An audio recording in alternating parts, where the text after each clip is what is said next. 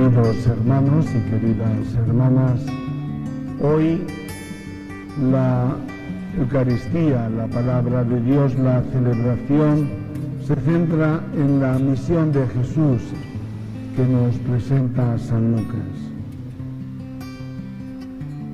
La introducción la tenemos en la lectura de Nehemías, en que presenta a la asamblea de Dios, al pueblo, que dice compuesto de hombres, mujeres y los que podían entender, para comprender la palabra de Dios en este momento en el que el pueblo se renueva y quiere vivir su compromiso de ser pueblo de Dios.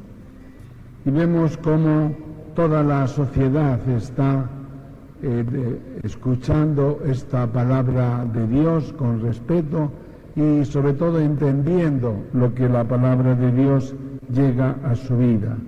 Y después celebran como pueblo la alegría compartiendo, pues, como dice, una mesa compartida para alegrarse el pueblo de Dios que se alimenta de la palabra y después sabe compartir los bienes. Hermanos, el Evangelio de hoy tiene dos partes. Una primera, que es versículo del 1 al 4, del primer capítulo de San Lucas. En ella él expresa la solidez de nuestras enseñanzas. Con estas palabras, San Lucas dice: muchos han tratado de relatar ordenadamente los acontecimientos que se cumplieron entre nosotros, tal como nos fueron transmitidos por aquellos que fueron testigos oculares y servidores de la palabra.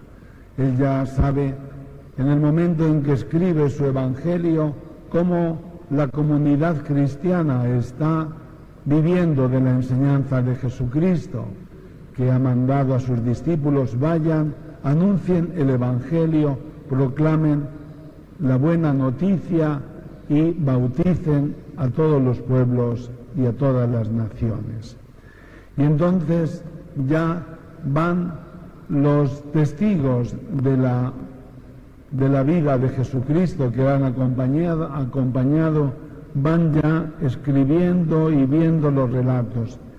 Y San Lucas dice que después de informarse cuidadosamente desde los orígenes de todo, él también ha decidido escribir este libro que es el Evangelio según San Lucas.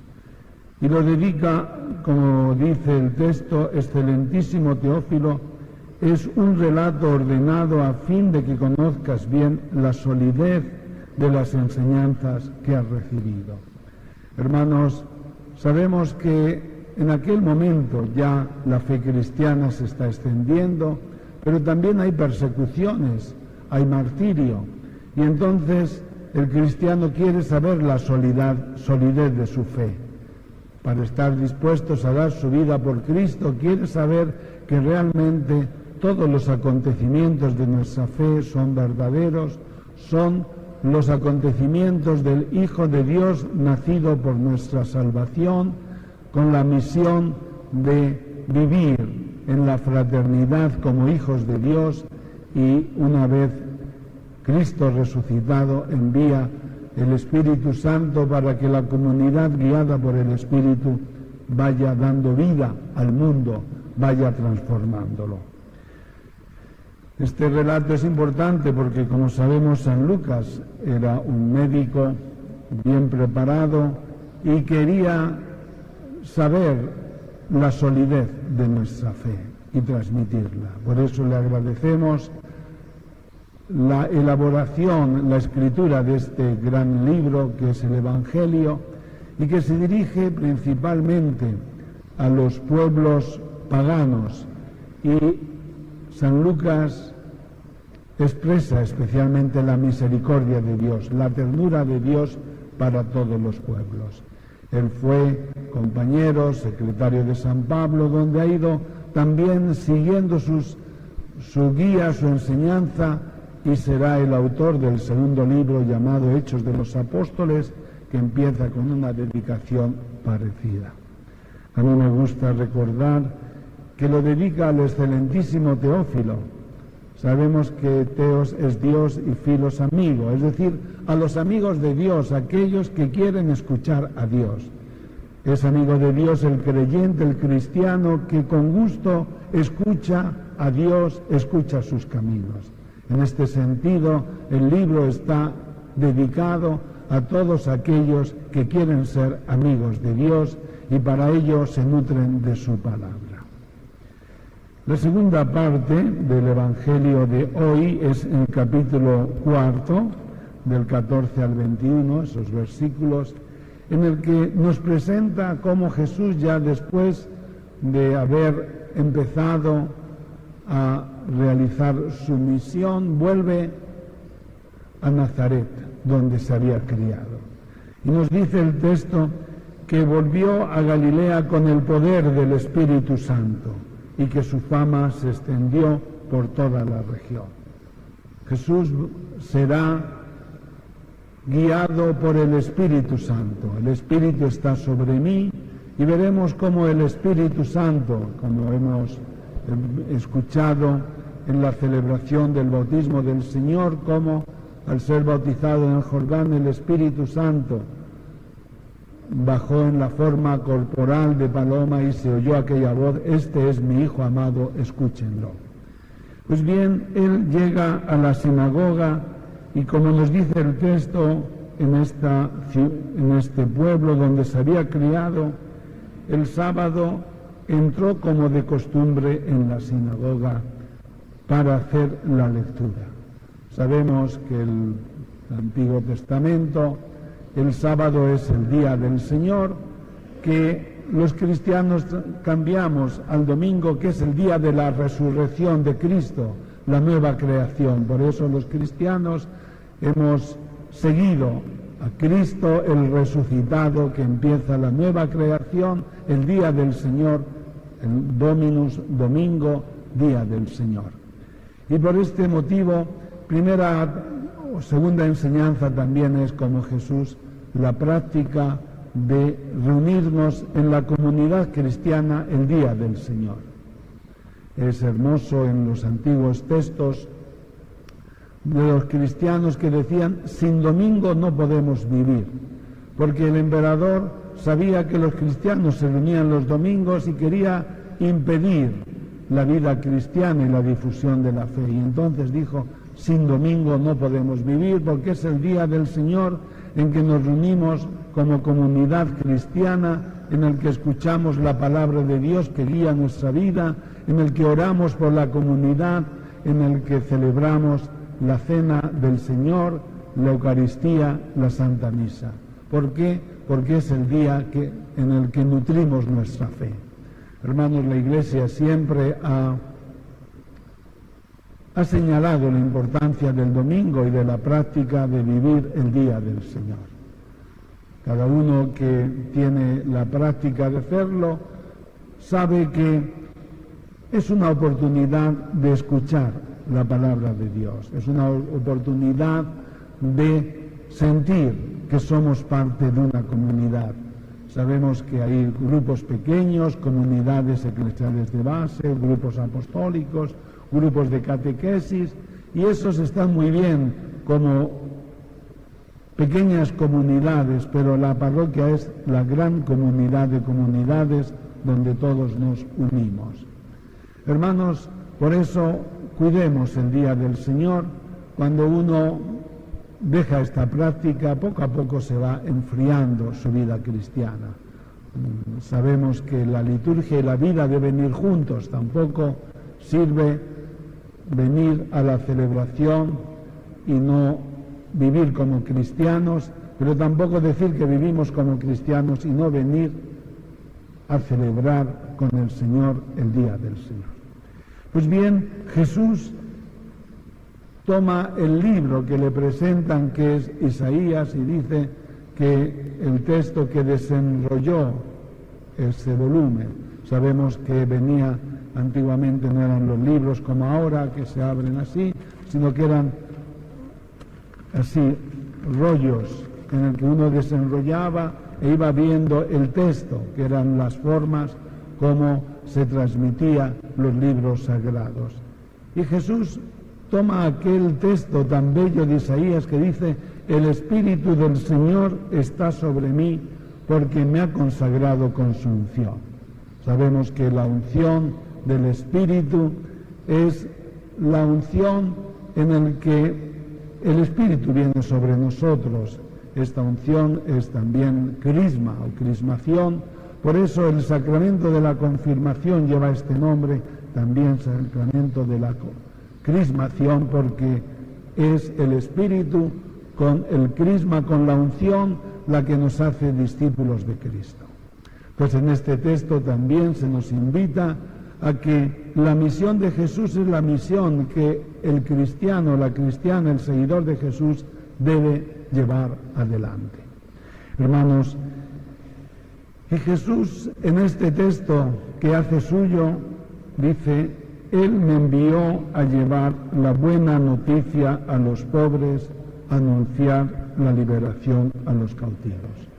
Hermanos, el anuncio del Evangelio, el anuncio de la palabra de Dios, la vivencia, ocupa un lugar importantísimo en la vida cristiana.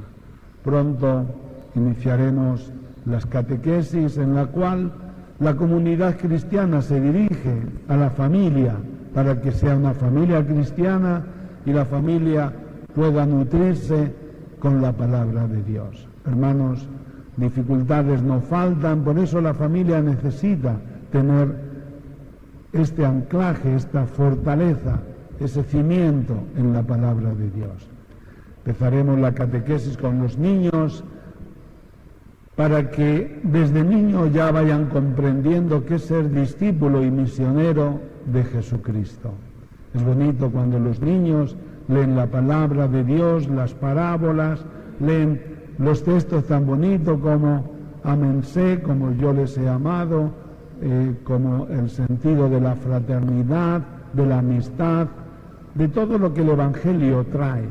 Hermanos, la catequesis en la infancia es muy importante, bien los que se preparan a la primera comunión, la infancia, adolescencia misionera y tantas formas de llegar a los niños con la palabra de Dios. Hermanos, acompañémosle. También pronto empezaremos con las catequesis para la juventud, que se centra principalmente en el sacramento de la confirmación, pero la Iglesia quiere que no sea así como cuando uno ya hace la promoción, termina y se va. El sacramento de la confirmación no es una promoción, es un compromiso con el Señor. Eso sería como si uno se casa y al casarse ya se va cada uno por su parte, no se casa uno para eso. Pues tampoco se hace uno discípulo de Cristo para que al terminar su confirmación desaparezca, no. Puede hacer, como dice Jesús, vayan por el mundo y anuncien el Evangelio. El mundo necesita a los jóvenes llenos de valores, de entusiasmo, de fortaleza. Preparemos nuestra juventud a todos los niveles para que si terminan porque van a estudiar, a trabajar a otros lugares, vayan como discípulos de Cristo. Cuánta alegría nos da cuando vemos algún joven, alguna persona que viene de otro lugar y que se integra en la parroquia. ¿Por qué? Porque quiere vivir su fe en la comunidad. Hermanos, también la catequesis de adultos.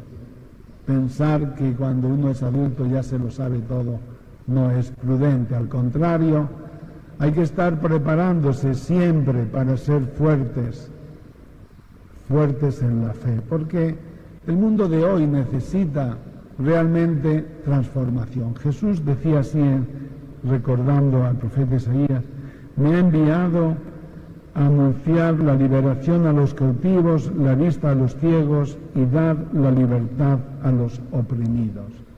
Hermanos, hay muchas esclavitudes, muchas adicciones.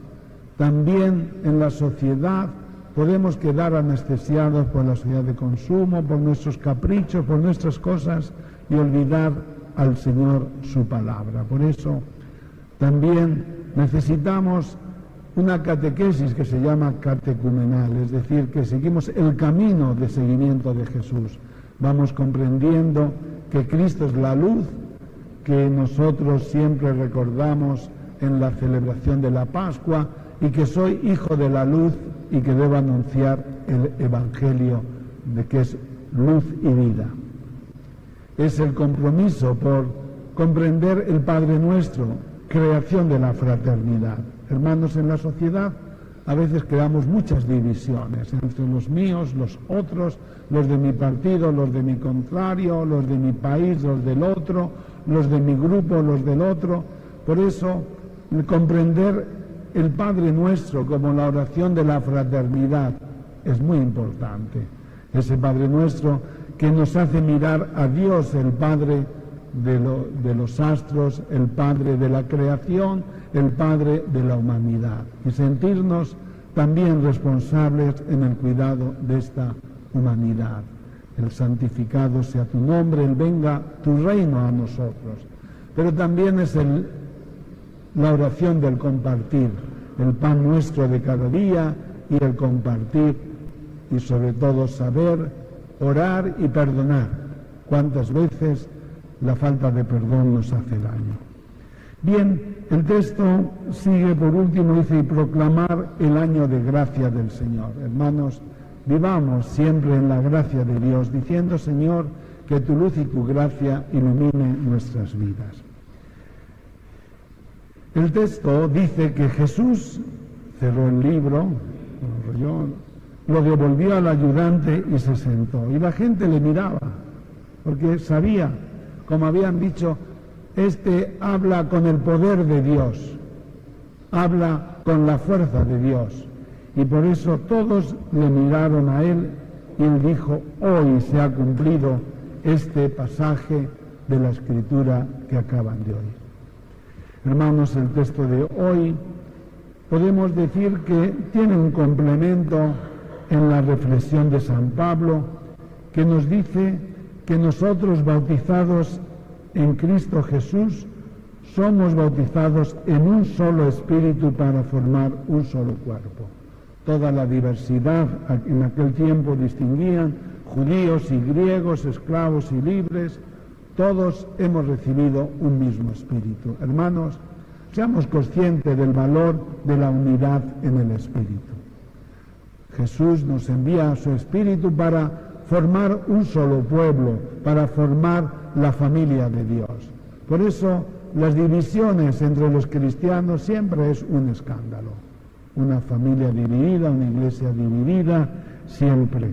¿Por qué? Porque lo dice que somos como un cuerpo en el que Cristo es la cabeza y nosotros somos miembros de Cristo. El cuerpo no se compone de un solo miembro, sino de muchos.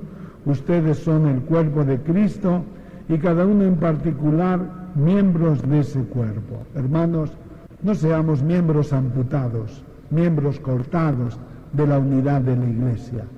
Hermanos, vivamos el valor que tiene la fe y el espíritu que crea la unidad. Así que, aunque somos muchos, formamos un solo cuerpo en Cristo Jesús. Hermanos, esto no solamente lo escuchemos, lo escucharemos muchas veces. Pidamos al Espíritu que nos haga entenderlo en nuestra familia, qué significa la unidad, qué significa el perdón, qué significa la confianza, qué significa la amistad, qué significa vivir el amor. Hermanos, por último, hoy entre las intenciones que hemos presentado por nuestros queridos difuntos, también hemos presentado la de nuestro pastor, Monseñor Francisco Focardi. Sabemos, él, obispo emérito de nuestro vicariato apostólico, desde el 2 de agosto de 2017, él presentó su renuncia por motivos de enfermedad. Siempre recordando los años vividos como misionero. Los que le conocen saben, y a los que no le recordamos, él se formó en Italia, allá en Florencia, y vino a Bolivia el mismo año que se ordenó de sacerdote. Había cumplido 26 años, se ordenó de sacerdote en marzo y en octubre ya estaba en Bolivia. Toda una vida dedicada. Claro, cuando vemos la foto cuando él tenía 26 años, pues la alegría, ¿no?, de un sacerdote joven que viene misionero. Hermanos, cada uno con su amor, su carácter, él trabajó más de 40 años en nuestro vicariato apostólico. Le recuerdan en tantos lugares, quizá el lugar donde más estuvo tiempo fue en Cuevo. Allí le recuerdan yendo a caballo de un lugar a otro cuando los caminos no había, y él recorría aquellos lugares de Igüembe, de Huacaya, de Boicobo, Bororigua, toda aquella zona se la ha recorrido a caballo tantas veces, formando comunidad cristiana y también, como dice el Evangelio de hoy, llevando liberación y progreso en la construcción de escuelas, hospital, caminos, centros. Siempre estuvo motivado para ayudar en la medida de lo que él podía, y la Iglesia entonces, muy metida en lo social, hacía.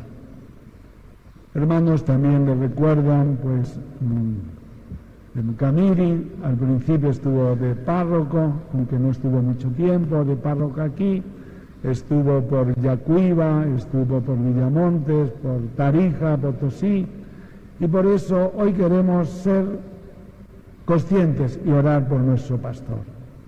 Sabemos que el pastor, el obispo, el sacerdote no construye su propia familia, porque su familia es la parroquia, la comunidad que se le da. Por eso le llamamos padre, no porque sea padre de sus hijos, sino porque es un padre espiritual, y es una palabra rescatada en la Biblia de San Pablo. San Pablo dice, tiene muchos pedagogos, muchos educadores, pero yo soy un padre que les he dado la vida en Cristo Jesús. Por eso es una palabra tan hermosa, Padre y hermano en Cristo Jesús, o como decía San Agustín, yo soy para ustedes obispo para cuidarles y hermano como cristiano. Pues también hoy queremos recordar a Monseñor Francisco junto con todos los demás difuntos de nuestra comunidad parroquial y de nuestro vicariato. Y pedimos al Señor que le dé a él y a todos nuestros hermanos difuntos el perdón de los pecados, descanse en paz y que pueda gozar de la gloria del resucitado en Cristo Jesús. Que así sea.